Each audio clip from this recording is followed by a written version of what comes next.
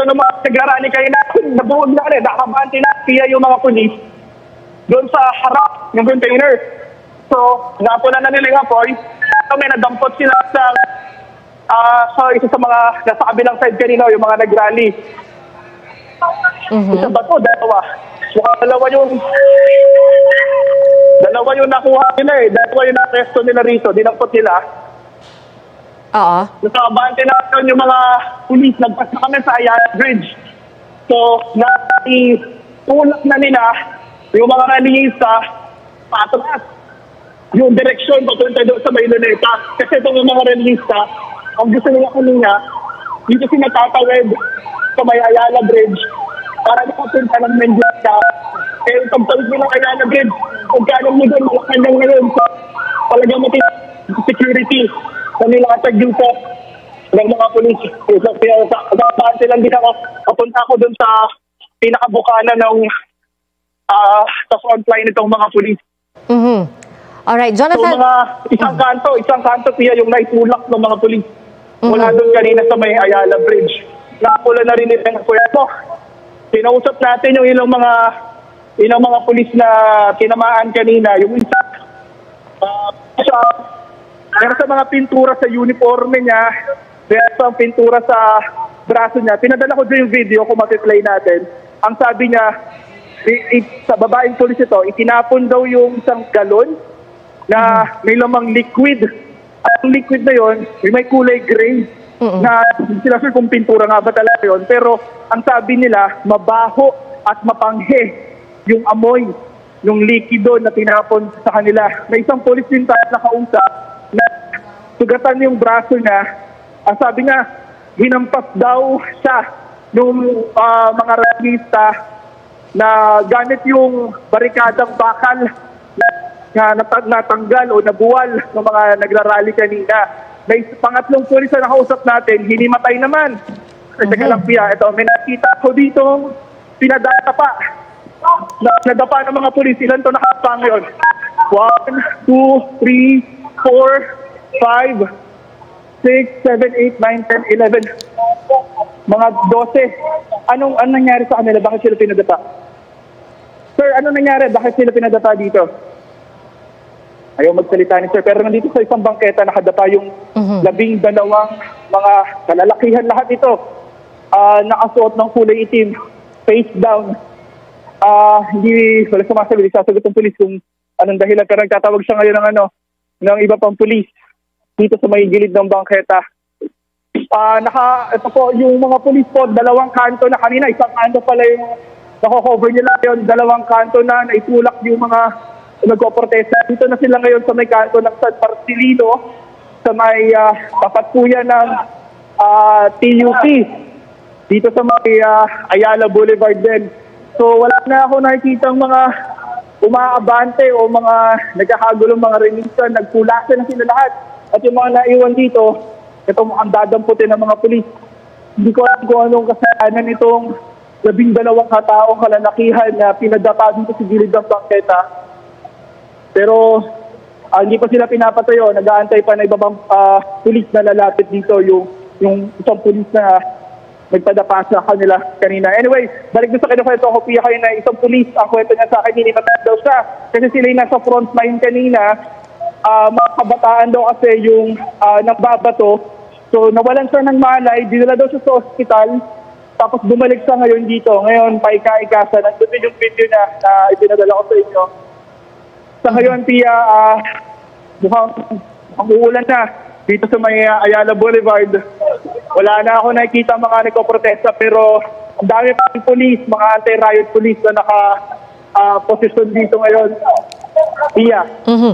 Jonathan, sabi mo, di ba, meron ka nakita 12 kalalakihan na pinadapa. Hindi pa sinasabi ng pulis, no, kung bakit sila pinadapa at kung sila ba'y aarestohin o ano. Pero kanina habang nagre-report ka, ang dami rin namin ibang nakita. Siguro may mga at least 3 iba pang individual na nakita namin na hawak ng mga otoridad, no.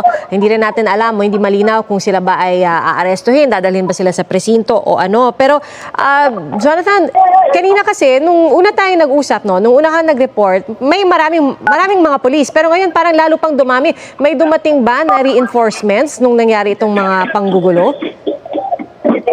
Yun ang i-verify natin. Sir, reinforce, pwede magtanong. Wait lang, nakausap.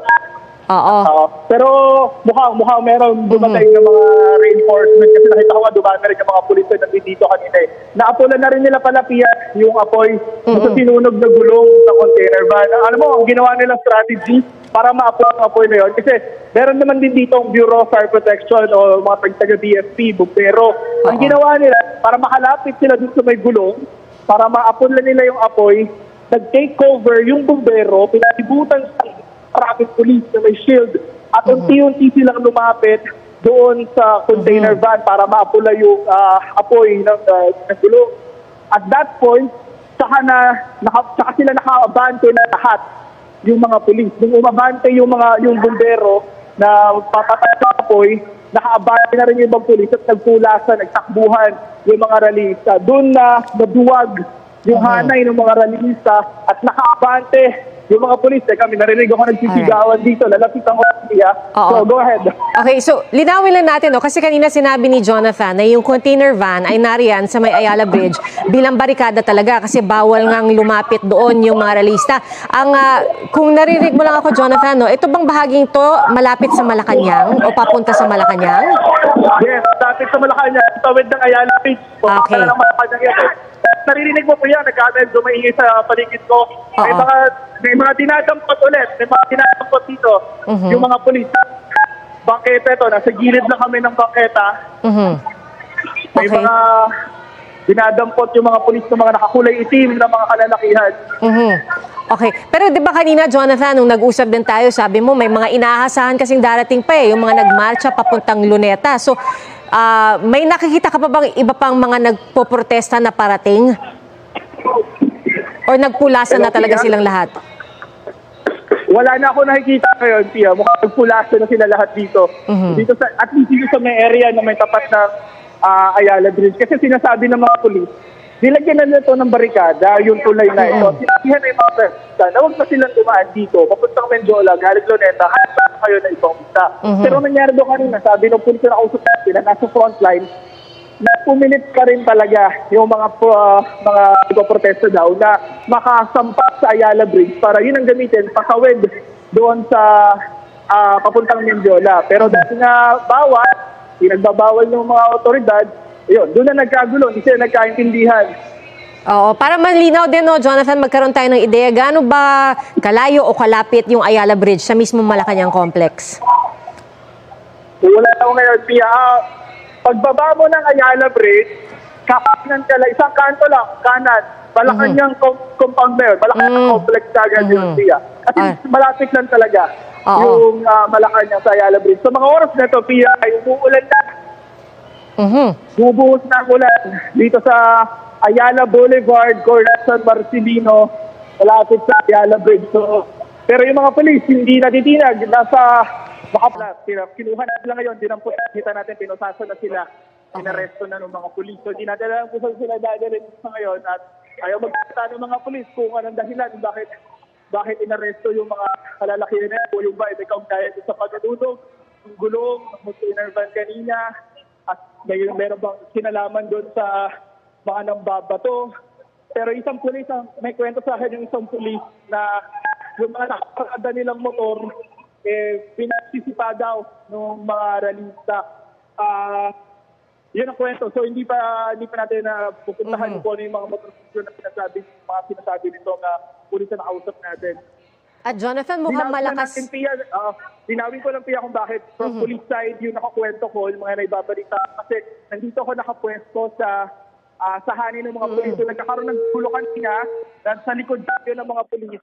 At pinakaharap ko na sa kabilang side yung mga rallyista. So yung mga na-interview ko lang sa side ko, yung mga pulis na nung mga ibang naaresto at syempre yung mga nag-rally din or nagkikilos protesta dyan kanina. At babanggitin ko lang, no, sana, Jonathan, kasi nakikita namin kung gaano kalakas na ng buhos ng ulan. Oo, so mukhang parang, kasi kanina may nakikita pa kami yung mga nakikinood, no, yung mga nakatambay, nakikinood. Pero ngayon parang wala na rin ibang nag-aabang dyan sa gilid, no, or sa paligid ng Ayala Bridge. Meron pa rin, Tia. Marami pa rin. Okay, hindi lang kita sa camera. Oo, hindi talaga umaalis. Hindi ko nakita sa camera, pero dito sa pwesto ko, kita ko marami pa rin. Lahat na yung mga atira dito sa may kalsada.